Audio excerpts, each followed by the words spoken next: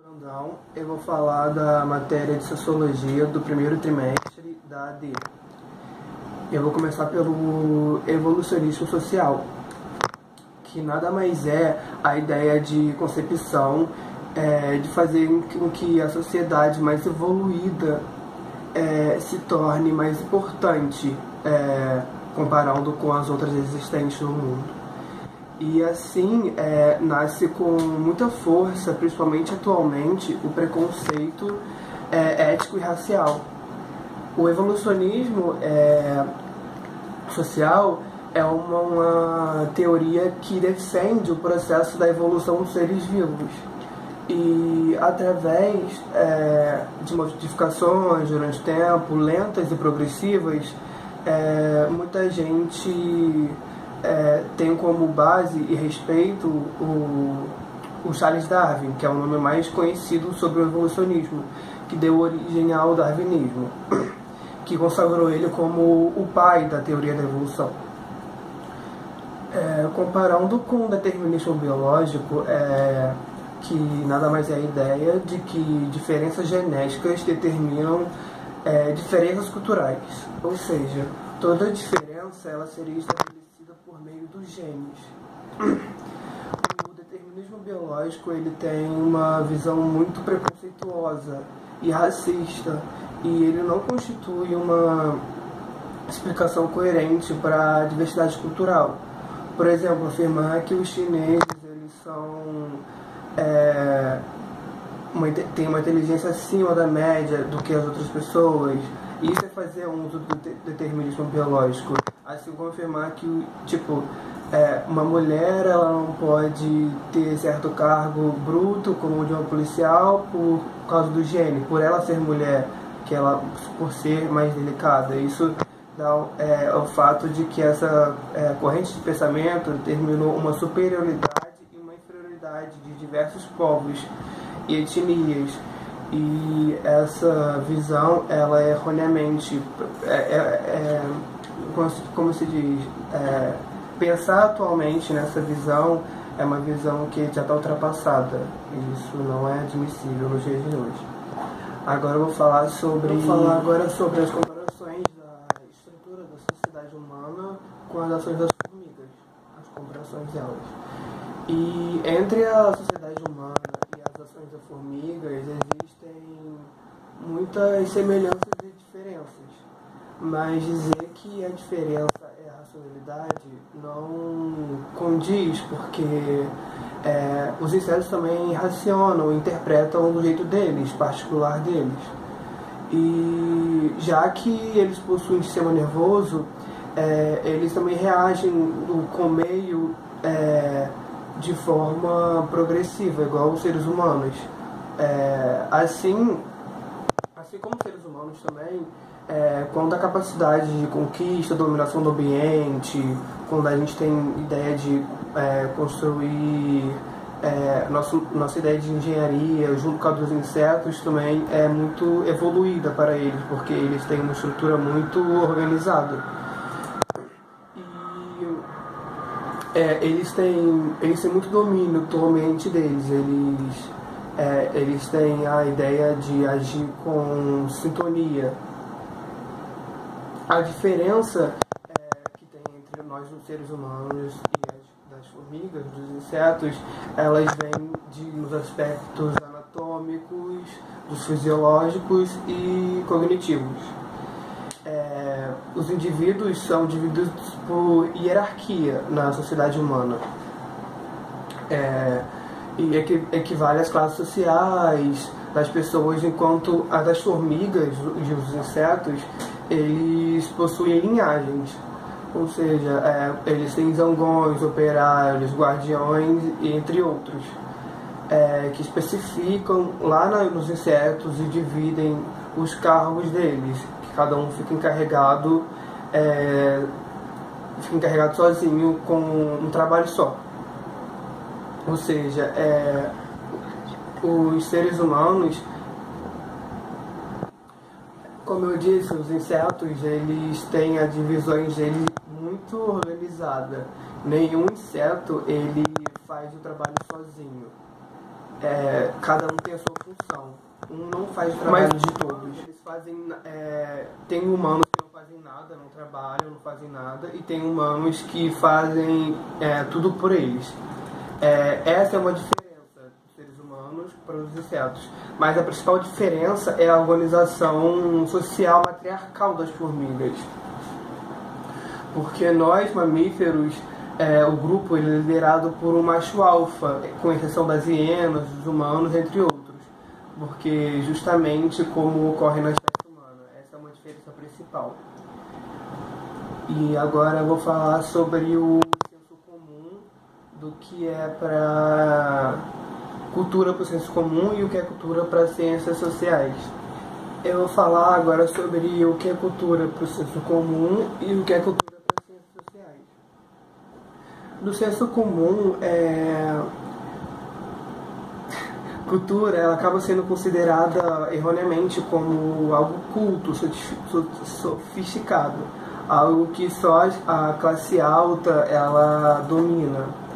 E o senso comum tende a elitizar a cultura, por fazer os outros acreditar que cultura é tudo aquilo que eles apreciam, como obras de arte, orquestras, entre outros. E quando, na verdade, cultura é muito mais abrangente. O senso comum também ele pode ter vários significados diferentes, como o uso de definimos e julgamos pessoas e povos. Também podemos perceber que o uso do conceito de cultura ele serve para criar distinção entre pessoas, e principalmente entre aqueles que tiveram muita instrução educacional dos que não tiveram nada. Por exemplo, quando falam do que é cultura para certa classe social e do que é cultura para outra classe, do rico e do pobre. Cachorro filho. E para ciências sociais, a cultura é muito mais abrangente. Por exemplo, o funk, por muito tempo, ele foi considerado ele não foi considerado uma cultura brasileira, por ser algo que provém das camadas mais baixas da sociedade, da camada mais pobre, mas não deixa de ser uma representação que o pessoal da periferia tem das pessoas que cantam funk. Então, isso não deixa de ser cultura.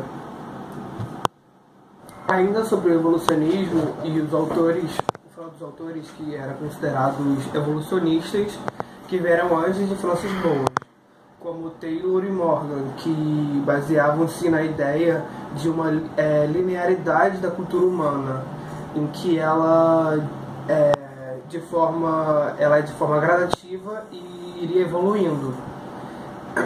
Havia, portanto, uma hierarquia cultural, e para esses autores não existiam culturas, mas sim a cultura, uma só, uma única, que iria evoluindo no decorrer do tempo. E chegaram a classificar a sociedade em 3 estágios fundamentais, que era a selvageria, a barbárie e a civilização, nessa ordem. E o último estágio seria referente à sociedade ocidental, notando que a Europa e os Estados Unidos sempre comercializavam a sua cultura, como a Disney, várias alimentações como o McDonald's e filmes que refletem no mundo todo. E no capitalismo, as principais economias, potências como os Estados Unidos e a Europa, eles conseguem, através do capitalismo, disseminar toda a sua ideia de consumo, toda a sua cultura, o que eles acham certo, o que eles priorizam como a cultura. Como eu falei, a Disney ela é comercializada globalmente, não é só nos Estados Unidos que ela é divulgada. Ela é uma referência do que no padrão do que os Estados Unidos prioriza de cultura. E isso é imposto, ele dissemeia na sociedade inteira. E no etnocentrismo, percebe-se que tem uma ideia muito forte de que uma única cultura ela é superior às outras. E muita gente ainda prega isso, ainda mais as classes sociais que predominam, que são muito ricas, a burguesia. Tem muita ideia do etnocentrismo, do que eles prezam, do que a cultura deles é melhor, ou então só o que eles acham que a cultura é certo e não existe outra cultura. Que a sociedade, que as camadas mais baixas, as camadas da periferia, o que eles escutam, o que eles dançam, o que eles acham que são arte para eles. Pro pessoal do etnocentrismo, que é da burguesia, não conta. Francis Boas, ele discordava da tradição evolucionista. Ele representou um marco de ruptura no princípio do evolucionismo cultural, tanto no aspecto teórico quanto na prática. E ele acreditava e afirmava que era muito mais provável que as culturas como é que se diz? Ele usava a palavra cultural no plural, e ele expõe essa tese de diversidade. Ele desenvolveu também,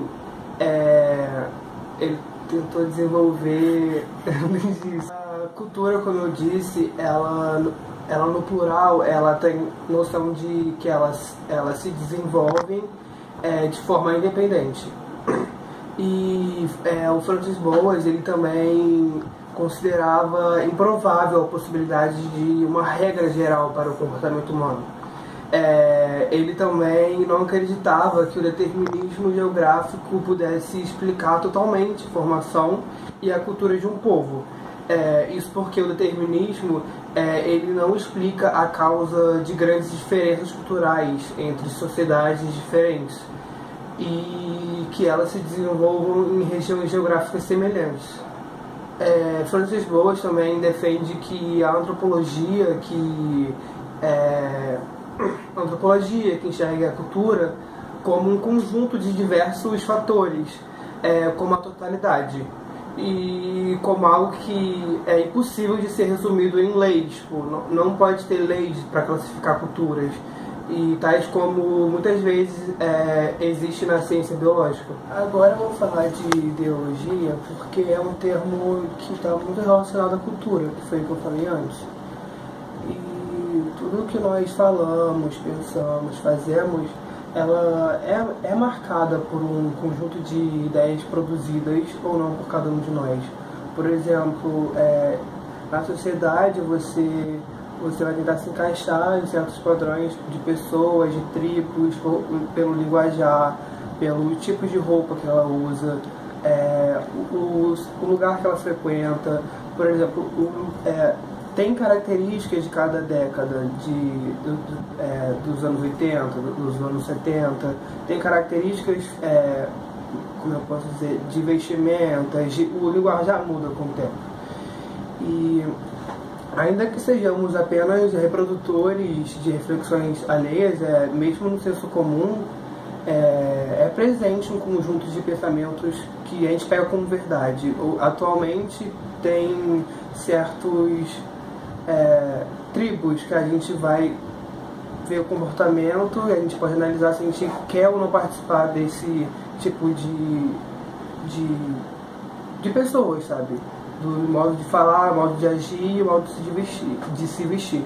Mas a concepção que ficou mais forte no século XX, XIX para o século XX, foi uma herança marxista, que afirmava que as ideologias refletiam um interesse nas classes dominantes. E isso foi o único objetivo de manter a dominação e o privilégio de certas classes sociais. O indivíduo que pensa peraí, confundi. Tem a dominação da classe social, tá? Aí o indivíduo que pensa nas coisas que são marcadas pela condição material da produção, ele, na realidade, ele é tudo fruto de uma experiência que ele vive do mundo, do capitalismo, que impõe isso para ele, de consumismo,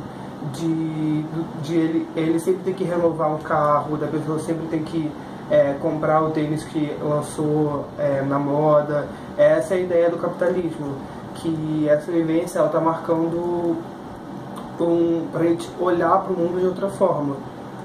E uma pessoa que nasce e é criada com uma comunidade no subúrbio, como no Rio de Janeiro, ela tem uma visão de mundo muito diferente dessa pessoa que ela sempre quer renovar o carro, ela sempre quer comprar o tênis da moda, porque a pessoa do subúrbio ela não tem o privilégio do que essa pessoa tem, ela é uma pessoa que é dominada por essa camada social.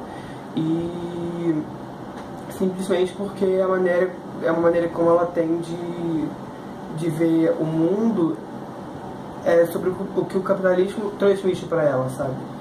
E a realidade social é muito diferente uma da outra, tanto dessa pessoa que tem a condição de se renovar constantemente com o capitalismo, da pessoa que vive no subúrbio.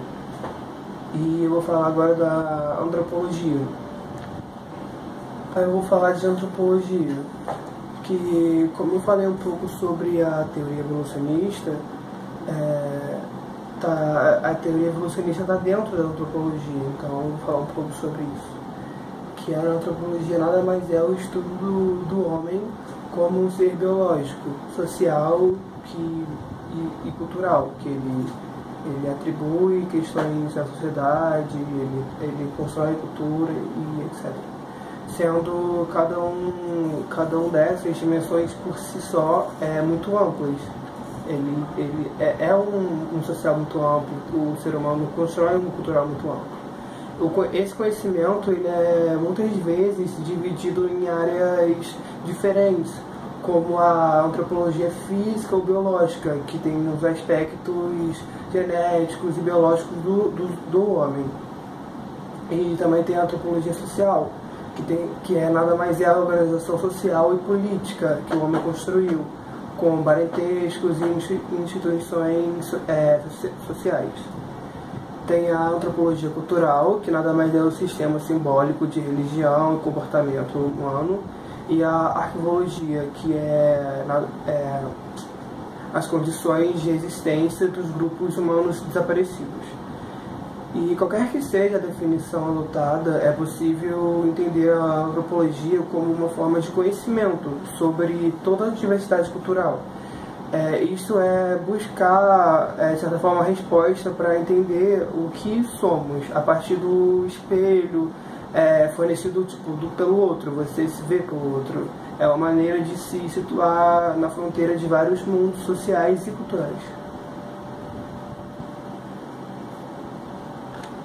Como é um tópico muito importante, eu vou voltar a falar do darwinismo social, por causa de sua importância. E o darwinismo social ele seria nada mais menos que a teoria da evolução das espécies aplicada na sociedade. E, primeiramente, a gente tem que analisar o conceito do darwinismo, que ele foi criado, como eu já tinha falado antes, pelo Charles Darwin. E a teoria da evolução das espécies, ela vem com o objetivo de explicar o surgimento e a perpetuação de todos os seres do planeta todo. E segundo Darwin, a coisa não vem simplesmente do nada, ela não contrai a explicação teológica, e sim ela sofre o processo de transformação ao longo do tempo.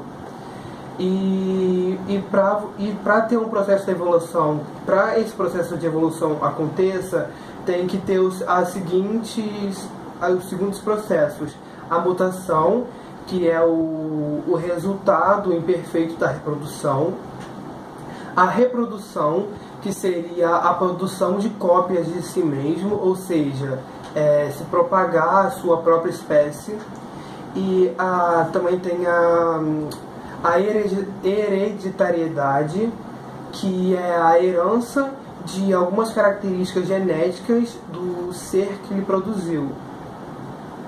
E também, por último, a seleção natural, que é o meio ambiente destrói os elementos mais fracos e possibilita a existência dos mais fortes. Porém, essa existência depende da realidade que os seres enfrentam. Tanto, vamos supor, ambiental, de temperatura e outros componentes que afetam a sociedade. O darwinismo social ele seria a adaptação desses parâmetros ao paradigma da sociedade toda, e onde a história ela possibilita grande exemplo de evolução das espécies. Muito antes da criação da teoria, o darwinismo ele era chamado de eugenia. E a eugenia é simplesmente o conceito mais elaborado pelo Francis Galton, onde a espécie humana ela deveria se melhorar cada vez mais em diversos aspectos bem abrangentes. Mas, portanto, a reprodução deveria ser controlada e ela tinha que ser mais analisada a fim de que o fruto resultante de toda a relação ela fosse cada vez melhor, saudável e fisicamente também. Também tem a relação mentalmente, que era capaz de melhorar a relação social necessária para a sociedade. Em outras palavras, a eugenia ela também busca, do controle da reprodução, buscar decidir os elementos que deveria reproduzir, objetivando livrar a humanidade de seres que atrapalham o seu desenvolvimento, entre predadores também e presas. E a eugenia é uma prática extremamente antiga, muito antiga, sendo que os povos hebreus na época eles foram os primeiros a utilizar esse conceito. E os casamentos na cultura judaica eles eram realizados entre os judeus, e um judeu não podia se casar com uma pessoa que não fosse judia. Essa tradição ela continua até nos dias de hoje, e para assim eles tentam usar esse conceito para tentar justificar, conservar os laços familiares e principalmente sociais. A eugenia é um termo muito usado na ciência para definir principalmente o melhoramento de todas as espécies que são vindouras. Porém na sociologia ela se apoderou de demonstrar uma prática eugênica, sabe? E alguns séculos atrás os casamentos eles eram combinados, eles eram planejados, e previamente entre famílias que tinham muito poder aquisitivo, famílias que eram poderosas e respeitadas, para que assim tivesse uma herança social e também o status de nome, de família, de cargos que essas famílias ocupavam na sociedade, de classe principal da classe social. E isso permanece no sentido de perder a sua qualidade, não perder a sua qualidade, de ter um sangue puro, mas de tornar uma raça mais forte. A eugenia é um termo usado na ciência para definir o melhoramento das espécies, mas porém a sociologia vem meio que apoderando desse termo e demonstra uma prática mais fraca. Os laços sociais eles se ligam às pessoas muitas vezes para definir o futuro da geração futura, e onde a herança genética ela é traduzida em motivos políticos e sociais que influenciam dentro da própria sociedade, que tem influência entre as pessoas. Com tudo isso, a intenção do melhoramento da sociedade, com essa praticamente casta entre pessoas da classe alta, ela mascara uma série de preconceitos, julgando quem é útil e quem é sangue puro do que quem é de pouca, como é que se diz, que não tem nome, de pessoas que não têm condições sociais privilegiadas. E foi assim que a partir da década de 30 o mundo conheceu que esse pensamento ele pode acarretar vários problemas de relações sociais. Aliada à política, a eugenia ela ganhou uma forma mais extrema, onde a raça pura, ela deveria ser preservada do parativismo e de outras coisas, levando tais parasitas ao extremismo. E os nazistas, por exemplo, eles exterminaram milhares de minorias de etnias em nome da preservação saudável da raça humana, como se a deles fosse a melhor. Segundo a lei nazista, nenhum alemão ele poderia casar ou manter relação sexual com qualquer membro chamado escória, já que no caso alguém descumprisse essa lei, tinha punição. E Hitler, ele via o darwinismo social uma das soluções para o problema da humanidade, que resultou nesse preconceito enorme da Segunda Guerra Mundial, que matou milhares e milhares de pessoas, que morreram em campos de concentração, em campos de extermínio que foram construídos pelos próprios nazistas. O darwinismo ele se aplicava a partir da lei da natureza, onde os mais fortes sobreviviam aos meios e os fracos eram erradicados do planeta. Que, partindo desse pressuposto, a Alemanha nazista ela se mostrou para o mundo até que o ponto irracional do ser humano é capaz de chegar. E isso adaptou teorias que, se aplicadas a outros campos, elas não são eficazes de jeito nenhum.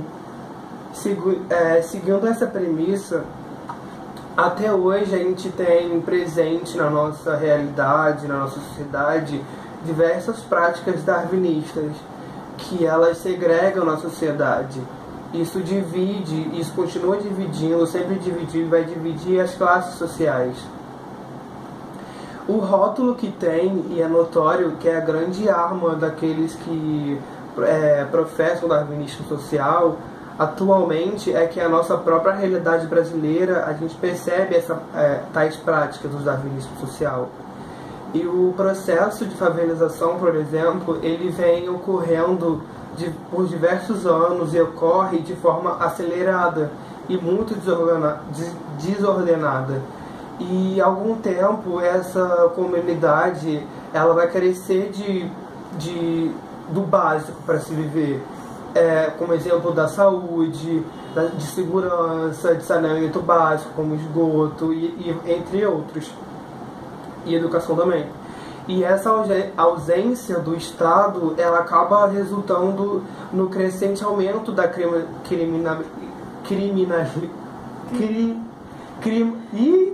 criminalidade, porque por falta de investimentos de movimentos sociais. E além de aumentar na criminalidade, ela aumenta na marginalização dessas áreas. E desde a década de 80, após a ditadura e todo o processo que o Brasil passou,